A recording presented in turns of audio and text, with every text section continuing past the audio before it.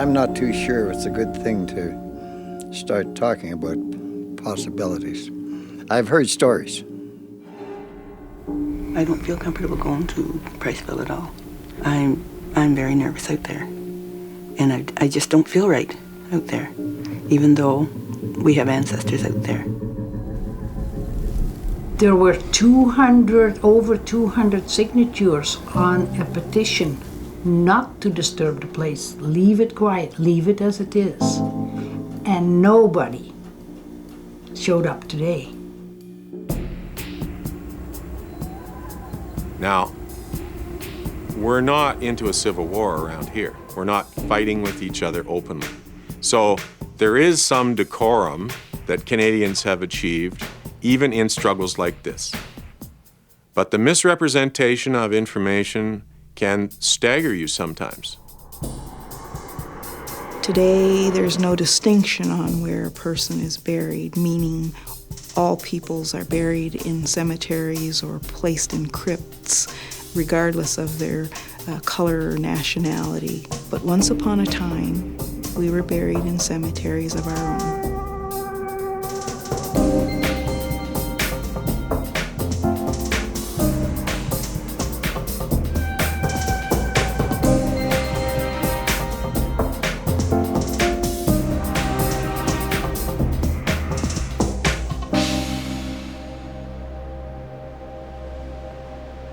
My name is Les McKinnon. When I was in grade 6, I had written a story about early pioneers in Grey County. And I told with some pride that Irish and Scottish settlers were the first non-native settlers in Grey County. It took me a good portion of the rest of my life up till now to realize that was bogus, that it was a lie of a sort, but I took every available document, every book that I could find, and seemingly they all had this same, almost verbatim, that Irish and Scottish settlers were the first non-native settlers in Grey County.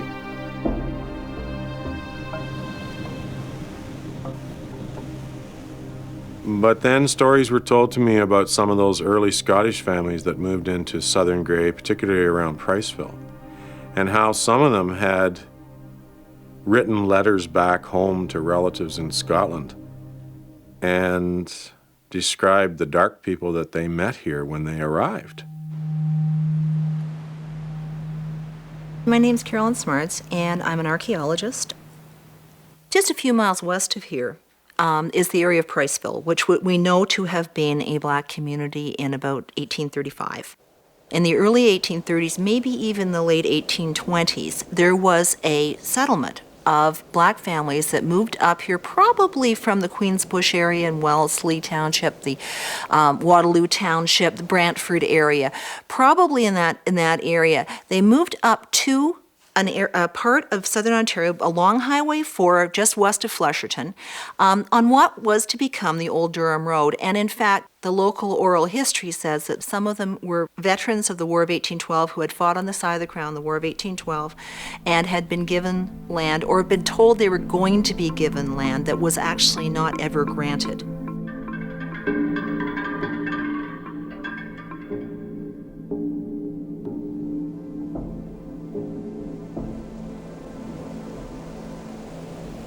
My name is Stuart Muir, and I live at a suburb of Owen Sound, Six Corners.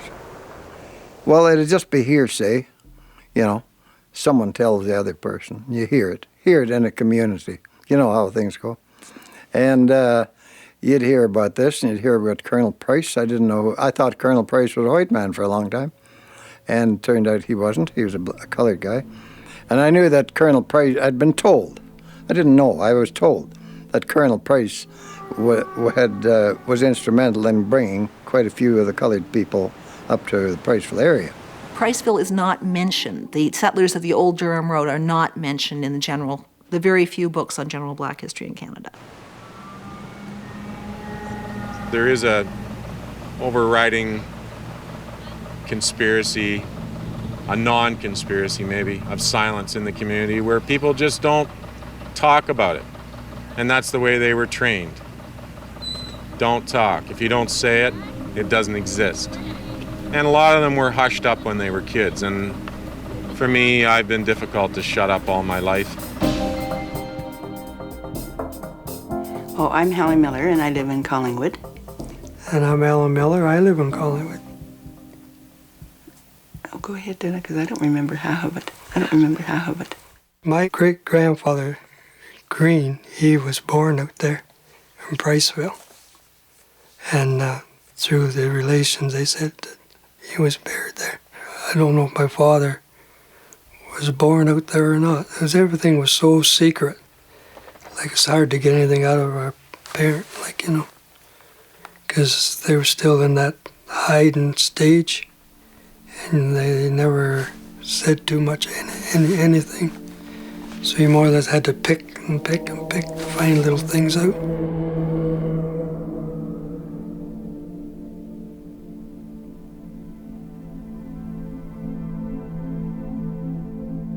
My name is Elise Harding Davis. I'm the curator administrator of the North American Black Historical Museum. I'm a 7th generation Canadian. Parts of my family have been here since 1798. We came to Canada to embrace a type of freedom that was denied us throughout the whole of North America. Oftentimes we weren't necessarily appreciated. We weren't necessarily wanted. But by keeping a low profile, by keeping our own counsel, actually being secretive in the way we conducted ourselves, we were able to survive. And that stood us very well. We were so able to blend into the mainstream, people forgot we existed. Many people are told blacks only arrived here in the last 1 or 2 generations, but we've been here for a solid 200-300 years, and we are a part of what Canada stands for.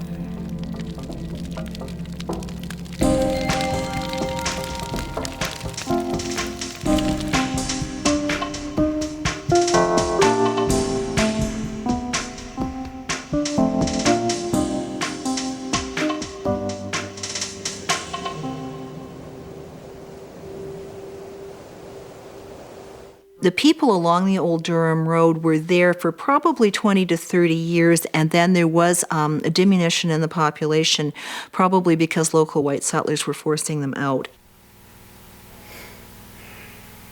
I do think that there was what story I did hear, that it was kind of mean that they just walk in and take all they had and get out of here.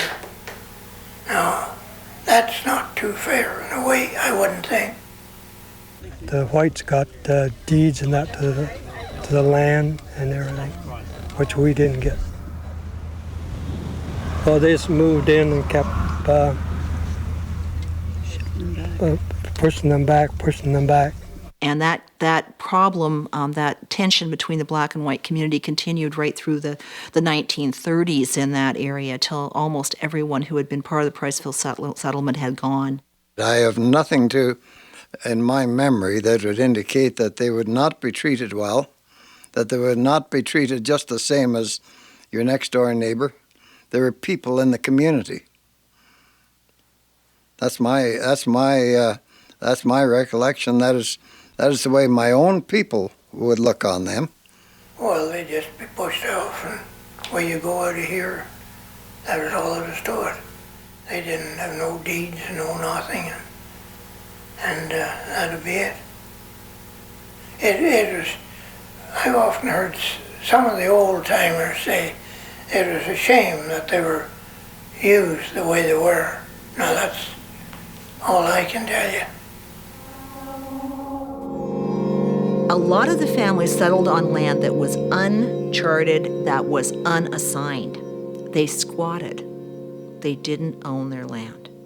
And even though they tried to purchase it later, the land had already been divided and allocated, and because probably they were black, largely, the land agents were very unsympathetic to their situation, and even though they had cleared large amounts of their land, they had built homes, in many, many cases, African Canadian settlers were forced off their land. I don't think they thought that we were human.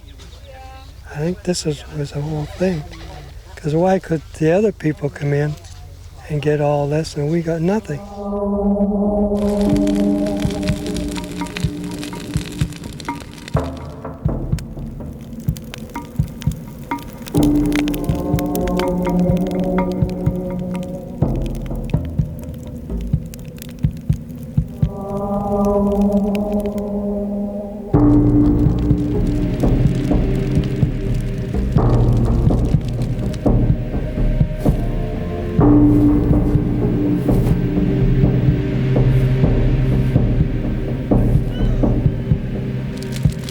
There's also some very sad oral history in this area about people actually being forced through violence to leave their homes. And that happened at Priceville.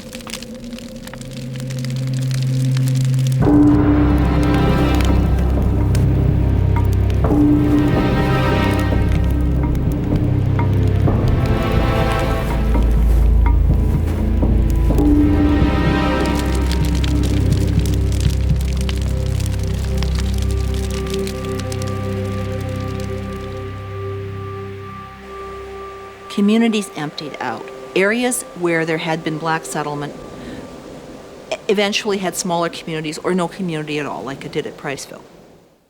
Consequently, the cemetery is left behind. So you have a black cemetery, a black history of an area that is the only example of that, the only sign of that its community's existence is the cemetery that's remaining. My name is Joyce Grimes. I moved to the Old Durham Road, River Route 3, Priceville, when I was 9 years old in 1940 with my mother, who subsequently married Billy Reed. And I lived there for several years and worked on the farm with my stepfather. I went to school at the Darky Schoolhouse, they called it then, on the Old Durham Road. And one day while we were working on the farm, I asked my stepfather why that corner of the field was fenced off. And he said, well, it was a black cemetery. And I said, well, what happened to the tombstones, or was there any? My recollection of that cemetery is that it was just a field, part of the farm. They had cattle, sheep pasturing on it. It was just a pasture field. And it was later on, I don't remember when Bill Reed plowed it up, maybe put some potatoes on it.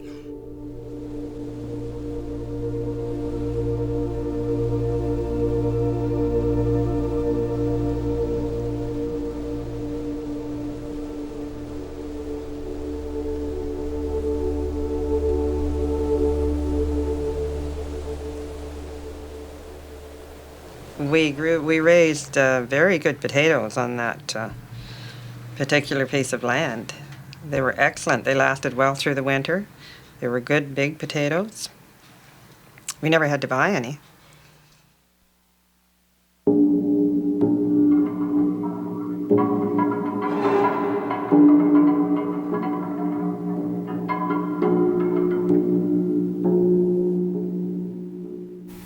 This Reed man was like I don't know what you'd call him. He didn't have any respect for anybody. Bill, he was outgoing. He I doubt would be too sentimental about the people who were buried there. He wasn't just given to that sort of thing.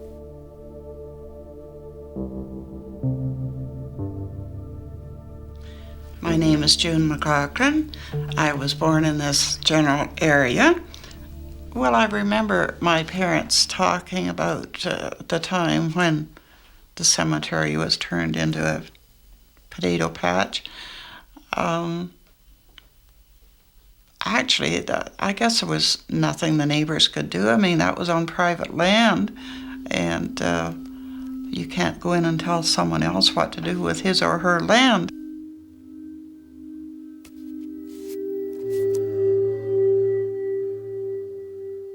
We'd be looking for something. A block of wood was too big, and this was something flat. Just parts of stones or broken pieces. Because we used one, it is convenient. We played ball over at the schoolyard, and we used one for home plate. Yeah, name was on too. Oh yeah, picture to Maggie, yeah. Yeah, we used to say that. I think it was Margaret.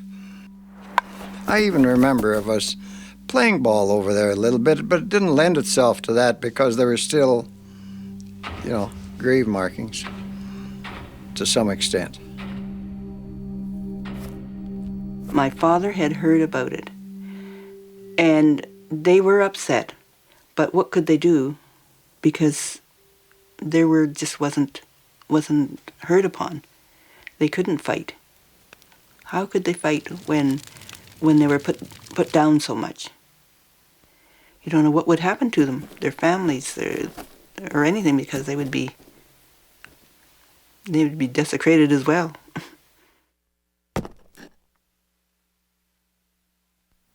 Kind of a difficult thing to fathom, honestly. Cemeteries are supposed to be consecrated spaces. The remains of the people buried there are supposed to be hallowed. However, when you continue and you go back to the systemic and traditional thinking of people, desecrations can happen.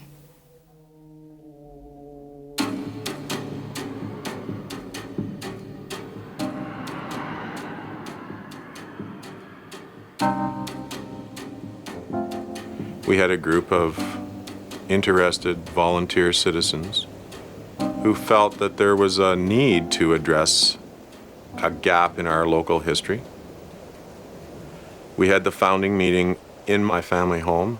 The committee's work between November of 1989 and October of 1990 was focused on establishing that the cow pasture that was really a cemetery became public domain. I had often thought there should be something done at the cemetery, and I was only too glad to join a committee to go ahead and see what we could do about restoring the cemetery there. The committee set out to reclaim the cemetery as a cemetery, clean it up, beautify it if possible, and which is not easy because the ground over there is not all that great. When our committee formed, one of the things that we had set for a priority was to try and locate descendants of those early black pioneers who we believe to be buried in that cemetery. My great-grandfather Green was buried out there, and we'd like to find out more of the history of the Green side of the family. So that's why we joined the committee, to see what we could find out. And I joined because of Mr. Handy, and I'd like to try and find out where he is related to me, because I understand that he is related. We had been given information about an anonymous letter that had been written in 1952, suggesting that if there was to be a recovery of tombstones from that Darky cemetery, they should look in the stone pile north of the school.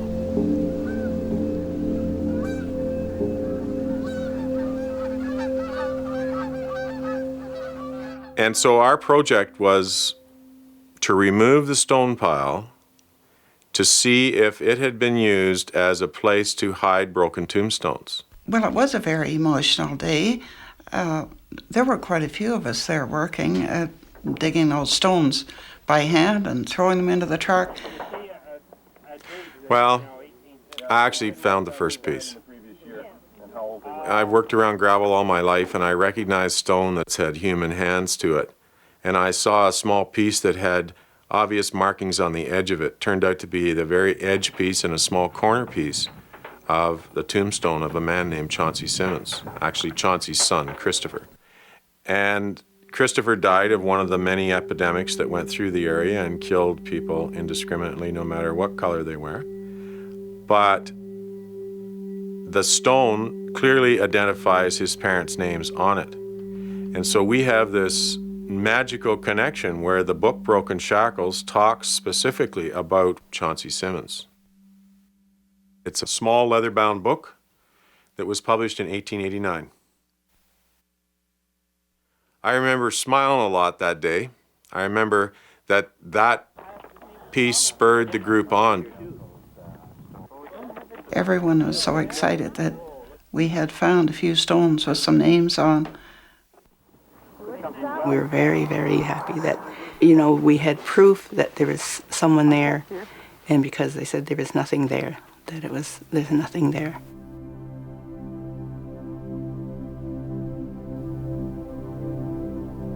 And then when the 4 stones was found, it gave us hope. The cemetery was dedicated in October of 1990 by Lincoln Alexander, who was the Lieutenant Governor of Ontario. You on the committee who had the foresight and the vision think that something like this is appropriate. I want to thank you. Your dedication, commitment.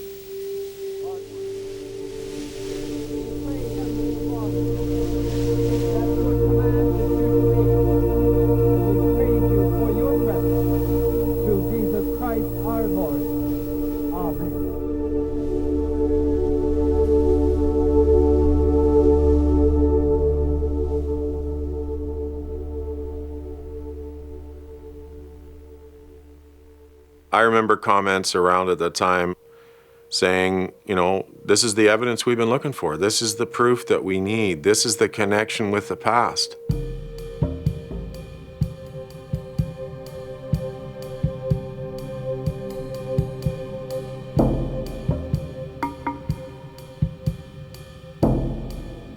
A surprising thing to us why the black people, that are descendants from these people, never showed up to do any of this back 60 years ago or 70 years ago, because normally when you know that you have a burial ground somewhere, you look after it yourselves.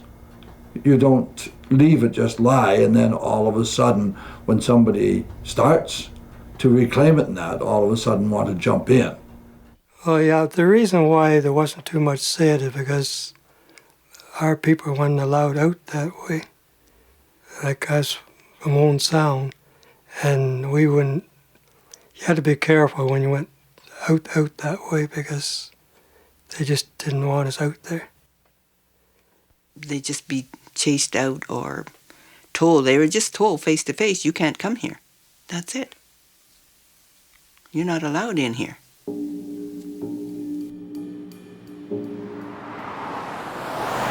There was what they call the imaginary boundary line. And was handed down, if you go by so-and-so, you're gonna feel sorry that you did. So he just never went there. And you still have to be very careful out that way.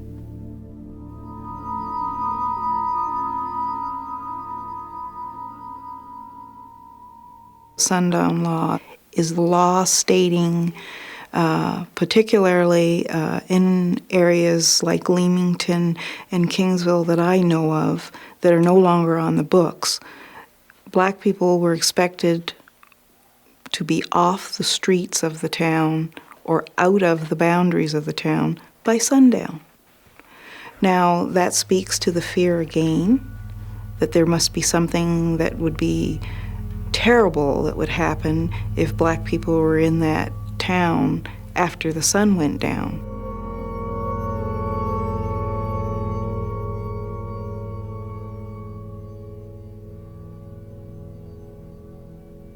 We were warned to be careful out there. Yes. This was by white people. We went to their house and they told us to be very careful. Very careful.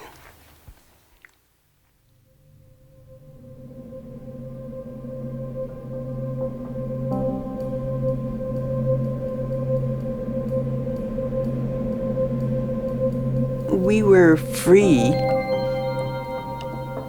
as far as free is concerned, but in the States, they were told where they could go and where they couldn't go. Right straight, they knew right straight, they told them. And they knew that they couldn't get houses and things like that. But here it's so undercover. I mean, you can't, if I went down the street or something, and it's like if you want to buy something, they give you another excuse, where in the States they just tell you right out and out, you're not having it because of who you are. They just tell you right that, and they had signs up. There wasn't the signs here. We were just, it was sort of undercover.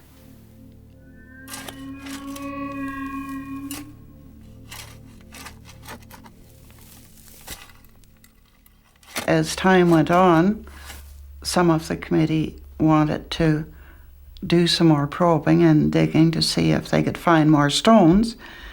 And as I do not agree with the digging in a cemetery at all, I was against this, and I eventually quit the committee. We received handwritten resignations by some people who felt that in order to follow up this information and do actual digging on the site, they didn't want to participate in that. They thought it was a desecration of graves. And in spite of the knowledge that no human remains would be disturbed, many people took this scrap of information and ran around the community squawking about it and created an atmosphere similar to the child story of Chicken Little, who believed the sky was falling because a piece of wood had came out of the fence and hit this poor young mentally challenged bird in the head. My objection to the dig is twofold. I want to make it very clear that it's not a racial issue. If it had been, I wouldn't have been involved by reclaiming that cemetery for 10 years. One thing, I don't think it's ever right to dig in a cemetery. And from my point of view, it's not just a case of scratching around in the ground and trying to find some evidence, but we were hoping to actually reclaim more tombstones with names on them. The other concern is that I don't think there will be any gravestones found, for one. So in one way, I see it as a waste of money and effort. It's a moral issue. Why should you be allowed to disturb a graveyard? Because it is illegal to dig in cemeteries. So why should all of a sudden it be legal for any color to start now digging in their cemeteries to find, as they say, their history? The decision to move forward with that came with an important price tag. And that was a public meeting that took place in October of 1998 in the community center in Flushing.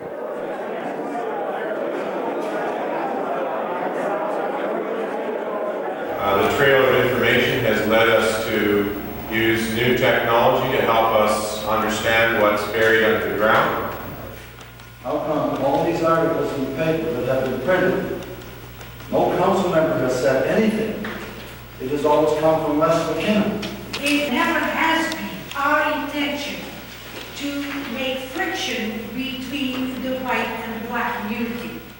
We went to a public meeting to discuss with the community and specifically with the Artemisia Town Council or Township Council the possibility of proceeding because they own the land technically the cemetery is on. And there was some discussion in the meeting. There was some public protest about the idea of, I think most of the community members seemed most concerned about disturbing the dead. They were very loath to have any work done inside a cemetery. If you want to put the stones on the right grave, are you then into DNA testing? Are you then going to have to dig up the remains and match them with the stone? It's a very difficult thing to be doing. I mean, I'm asking a question. I'm not saying that's what they're doing, but is that what you're then into? And should that be done? Certainly at no point were we intending nor did we.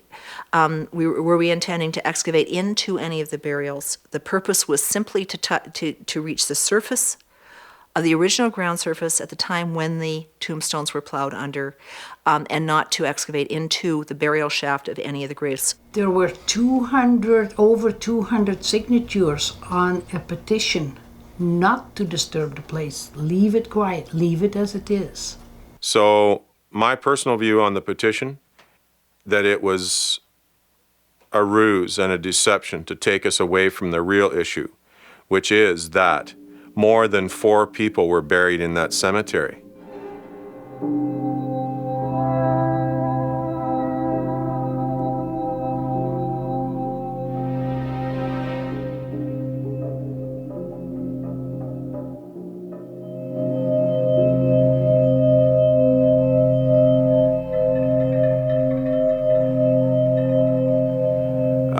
A young woman who was fairly new to the area found a photo album in the attic of a house on the Durham Road. And she was intrigued to see pictures of black and white people together. And not just in a sort of a social setting, but marriages, families, that were obvious evidence of intermarriage. When she took this document and showed it to some of the matriarchs of the community, she was advised to burn it. She was advised that the best thing she could do with it was to destroy it.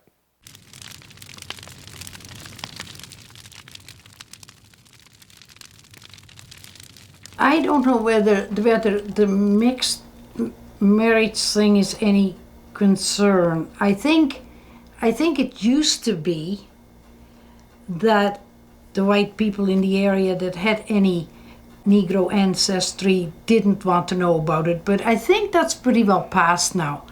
One member of our committee had a great-grandfather who was black. My great-grandfather was of African descent. He married an Irish girl right from County Cork. I don't know how they met, where they were married, or any of their history until they came to the Old Durham Road about 1864. There have been some extremely, I guess, unacceptable things done as a result of people being afraid that a tombstone or a public record will expose the fact that they themselves or their own family have some ancestry that is of a different ethnic origin. Yeah, it is true. They did not want, because some of them worked in stores, some of them worked in different places there, and they were very fair. Like, you wouldn't know that, but they had Negro blood in them. But if they had said anything years ago, they wouldn't have their job. They were afraid of getting fired and things like that. So they could not tell. They had to just go and with their looks and hope for the best, that someone didn't recognize them and tell on them. So and now they don't, even now, a lot of them will not admit that they have a Negro blood in them. But a lot of them we can look at and tell. It's not only in Priceville, that's the whole area out there. It's all the same. They're all hiding their ancestry.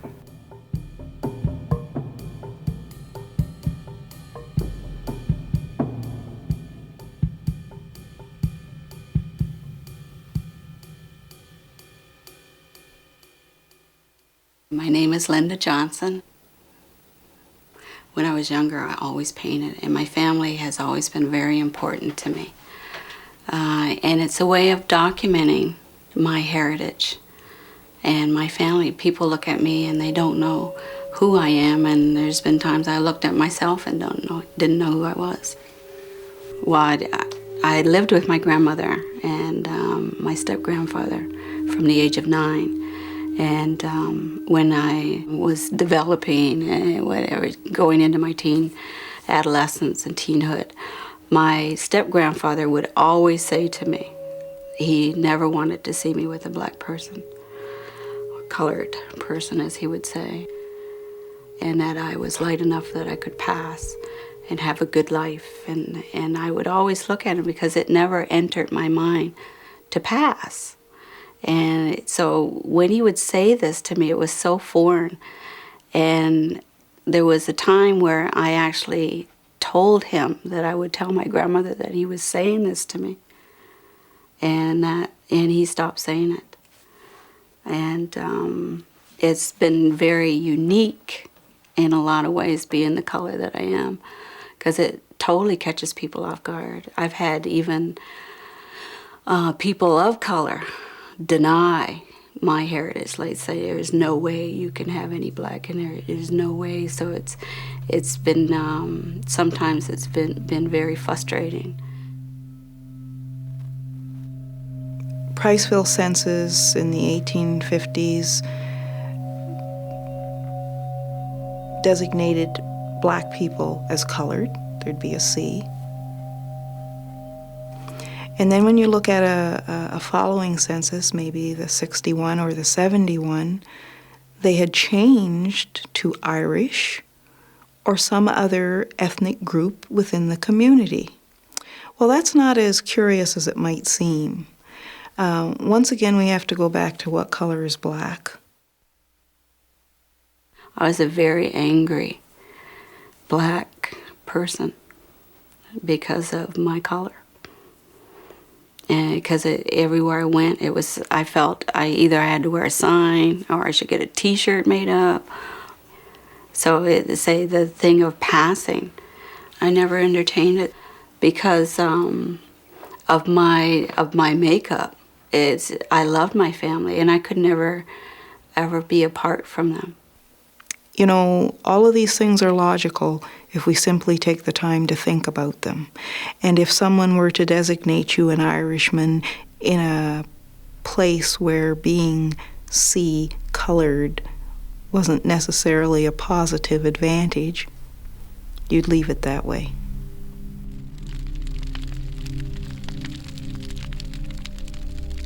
Denying our past is a dangerous thing. And we've had people in this community that have spent their entire lives in the closet, hiding their own family histories to the point where it's been detrimental to the entire community. I wouldn't be at all surprised if the desecration of tombstones in Ontario was sometimes done for the same reason, so that nobody would know the great Aunt Clara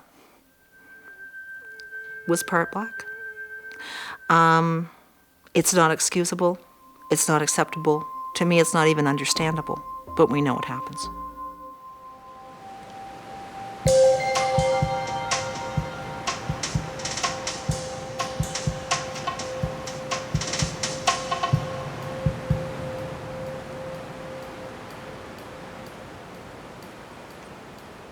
That which was tragedies can have steps to be corrected. Therefore, I ask that you will guide our minds of discovery. Amen. This is the day the Lord has made. Let us rejoice and be glad in it. God bless you. Bless you, sir, and team. Amen. Most of them would have been marked with wood, and like our other pioneers' cemeteries now. And the wood is long since gone and rotted away. And it would be a rare thing to have a tombstone.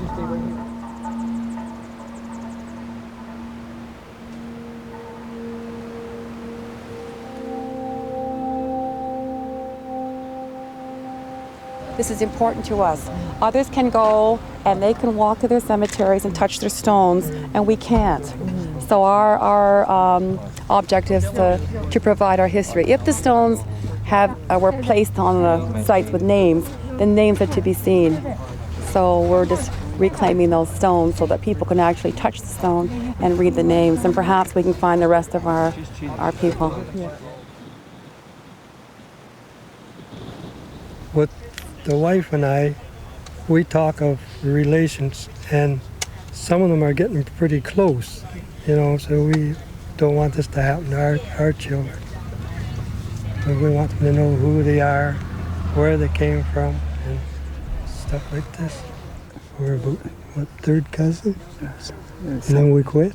Yeah, because you see, the Morgans was in his family, and the Morgans are in mine. We said, so we thought, we better find out who's who, you know.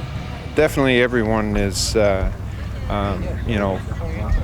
recovering tombstones, but why would there be tombstones 4 feet down?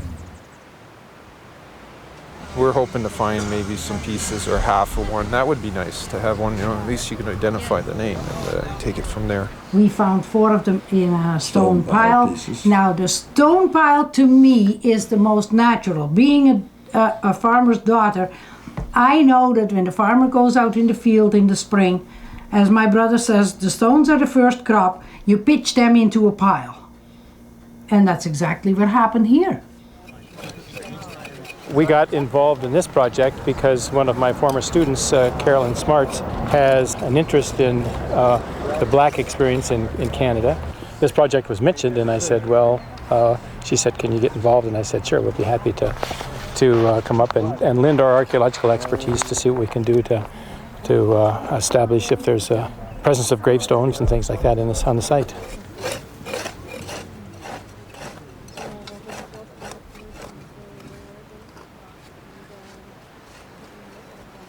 We were to limit our excavations to a very specific set of holes in the ground. We weren't to excavate large areas of the property. And the objective was to locate the tombstones. And once we located them, we were to stop. I felt very strongly about going in, and then when I was there, I was rather upset because I knew they would not find anything.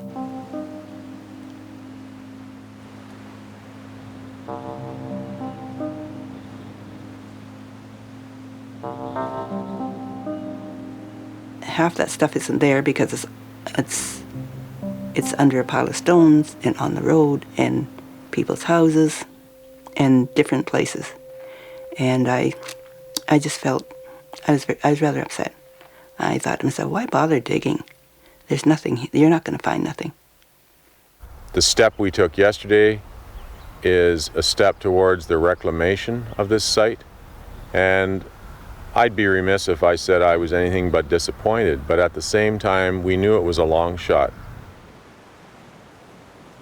There are stories. Oh, there's always stories. But nobody says I have one. But if they did disappear somewhere, it's hard to say where they disappeared to. Like they say, they're in so-and-so's garage, and there's some in somebody's basement. An elderly man told me that we're buried under the road.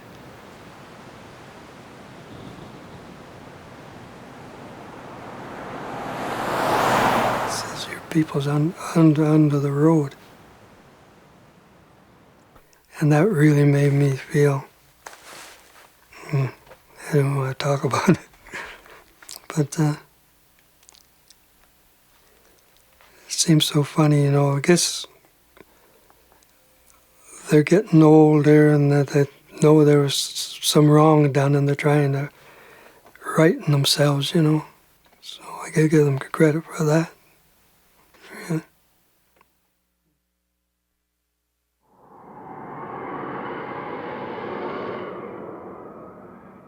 This year we received another anonymous letter. In 1999, in June, my father called me and said there was some mail for me at his house.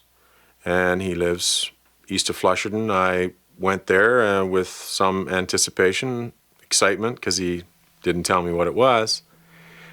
And the letter basically is an anonymous note indicating that I was told some 65 or more years ago that when Bill Reed plowed up the cemetery for a potato patch, that he took the stones and floored his stable with them.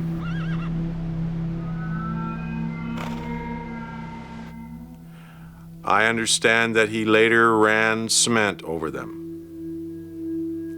It's not signed or dated, but that is the essence of the letter from 1999.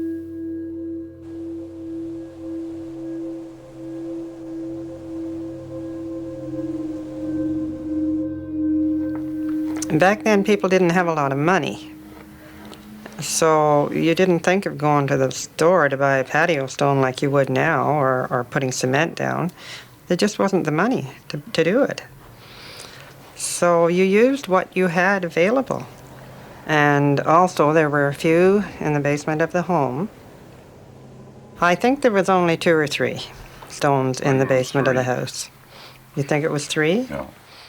They were placed just in the dirt, so I guess if it was wet or that you could walk on these stones. Well, sometimes we had water in the basement. Yeah. We needed them to walk on to get from one board to the next sort of thing. Yeah. Because we had wide planks down there, if you recall, to walk across to the potato bin, for instance, or where the apples were, things like that.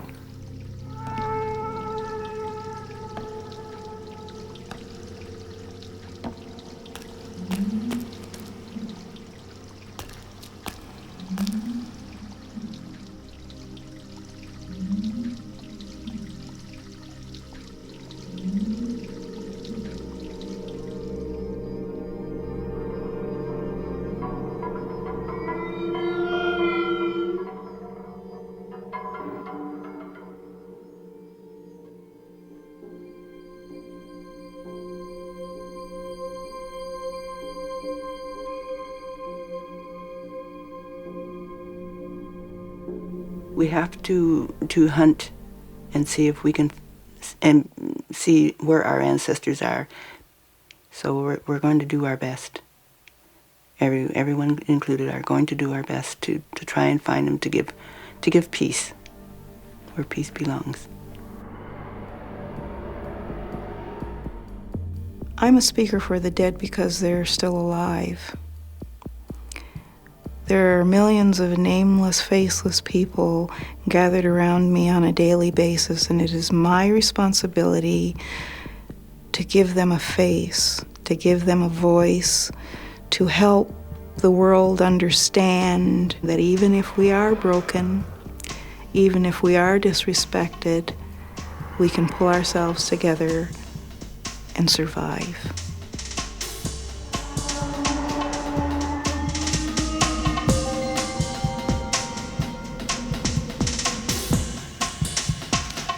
If, on this one little corner in Grey County, if the lies that have kept it from being public knowledge are multiplied by all the small corners across Canada, then is there much of our history that can be considered true and fair?